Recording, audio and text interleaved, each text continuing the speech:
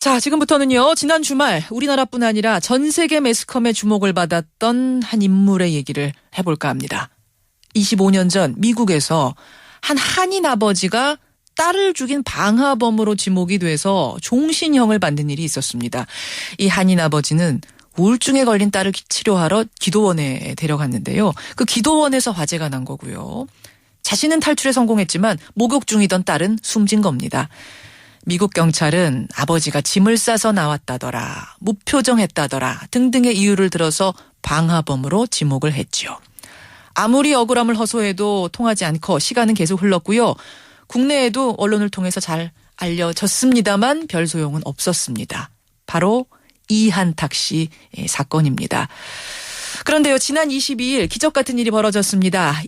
이한탁 씨의 마지막 항소가 받아들여지면서 모든 혐의가 무효 처리가 된 겁니다. 그리고 석방이 됐습니다. 오늘 이한탁 구명위원회 김영호 목사님을 잠시 연결해서 이야기를 듣고 가죠. 김영호 목사님, 안녕하세요. 네, 안녕하세요. 이한탁 씨, 감옥에서 나오신 뒤에 첫 마디는 뭐였습니까? 첫 마디는 벅찬 기쁨과 감사를 하나님께 드리기 위해서 저를 보고 기도를 해달라 그랬습니다. 예, 기도해달라. 그리고 나서는 한인식당 가서 순두부도 드셨다고요? 예, 그게 한국에서 감옥에서 나왔을 때 먹는 음식이 두부다 하는 얘기를 같이 참여한 사람에게 해줄 때 저희도 지급했습니다. 그래서 따로 두부 한 무를 신청해서 잡수도록 하고 그 다음에 순두부를 지게를 먹었습니다. 54세에 들어갔던 분이 79이 돼서 나왔습니다. 이한탁 씨. 네.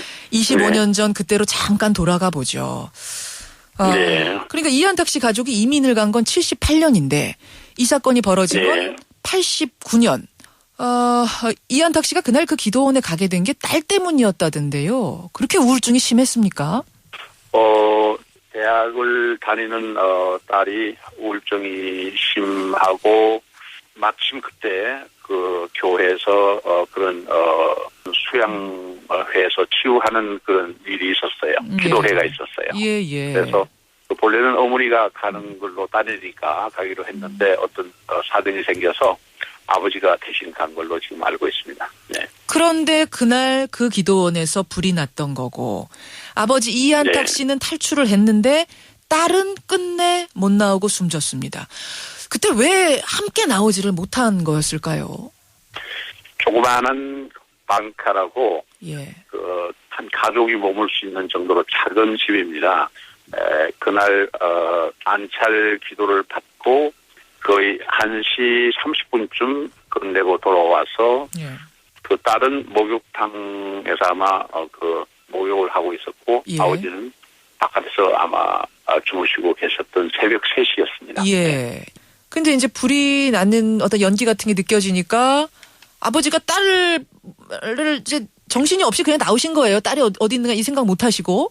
그렇죠. 네. 딸이 이제 연기가 냄새가 나니까 불빛이 보이니까 그냥 나와서 딸을 딸이 뭐 젊으니까 나와 있는 줄로 생각하고 나왔는데 딸이 안 보이니까 3번이나 다시 딸을 찾으러 들어갔다고 그렇게 우리가 알고 있습니다. 그러니까 일단은 정신 없어서 찾지 못하고 불이 너무 심하니까 그냥 다시 또 나올 수밖에 없었다고 그렇게 말합니다. 그러면 지금 말씀을 들어보면 충분히 아버지는 딸을 찾으려고 노력을 했고 3번이나 들어갔다 나왔고 뭐 이런 건 충분히 있을 수 있는 사건인데 왜 이한탁 씨가 아버지가 방화범으로 딸을 죽인 살인범으로 오해를 받게 된 겁니까? 그게 상당히 문화적인 차이도 있는데 검찰에서 얘기한 것은 또 이한탁 씨가 잠옷을 입고 뛰쳐나왔어야 되는데 평상복을 입고 있었다. 그리고 둘째는 아버지의 그 표정이 딸을 잃었으면 뭐 대성 통곡하든지 그 굉장히 슬픈 표정이 있어야 되는데 자기들이 볼 때는 굉장히 무표정이었다. 그다음에 바지나 옷에 방화 물질이 있었기 때문에 이렇게 지적을 한 거죠. 거기서 가장 결정적인 것은 옷에 방화 물질이 묻어 있다 이거였을 거예요. 뭐 무표정이라든지 뭐 짐을 쌓아와서 나온 부분 이런 것들이야 다 설명이 가능하지만 옷에 방화 물질이 묻었다 이게 결정적인 증거였는데 이 부분은 어떻게 된 겁니까? 네, 이제 거기에 대해서 화재 감식관들이 세 사람이나 당시의 방법으로도 조사를 이제 검찰 측이 아는 입장에서 예. 조사를 했을 때 예. 방화가 아니라는 자료가 상당히 많이 있었는데 문제는 담당 변호사라는 분이 한쪽에서 계속 검찰이 방화라 그러니까 예. 이쪽에도 방화라 그러되 방화를 한 사람이 누구냐 그 사람을 이한탁 씨가 아니라 그 딸이 방화를 자기가 죽고 싶어서 방화를 했다.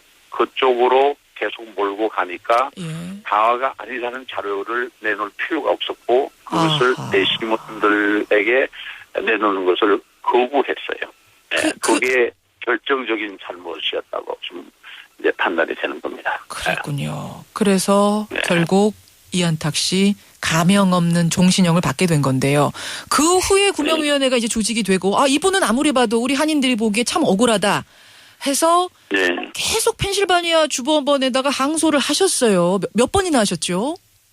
7번 노력했지만 그것이 결국 안 됐고 당시에 김대중 대통령도 펜실바니아 주지사에게 협조를 구했지만 자기는 주지사지 그 법원하고는 관계없는 한계가 있고 둘째는 완전히 판결이 난 거기 때문에 사면을 한번 고려해보겠다 했지만 그것은 이한탁 자신이 자기는 무죄인데 왜 사면은 죄를 인정하는 입장이니까 안 한다고. 그것은 거부하고. 자, 7번이나 항소를 하고 대통령이 심지어는 한국 대통령이 가서 얘기를 해도 안 됐던 건데 그런데 이번에 25년 만에 결정적으로 받아들여진 건 재심이 받아들여진 건 어떤 이유였습니까? 첫째 미국 연방법무부에서 이게 하비스 코퍼스라 그래가지고 신체 구속에 대한 적법성을 판단하는 그런 제도가 있습니다. 그런데 이거는 처음에는 거절당했어요. 그렇지만 두 번째 다시 검토해봐라고 했을 때 그것이 받아들여진 것이 터닝 포인트이고요. 두 번째 하나 요인은 펜실바니아 이노선스 프로젝트라는 그런 소위 말하면 감옥에 있는 사람 가운데 죄가 없는 것 같은데 계속 감옥에 있는 사람을 찾아서 건져내는 단체가 있습니다. 그 단체가 이한탁 씨를 그런 사람이라고 보고 이 연방법원에 힘을 보탰군요. 서류를 제출한 것도 사이드에서 도움이 됐죠. 그래요. 참 25년 만에 기적 같은 결실.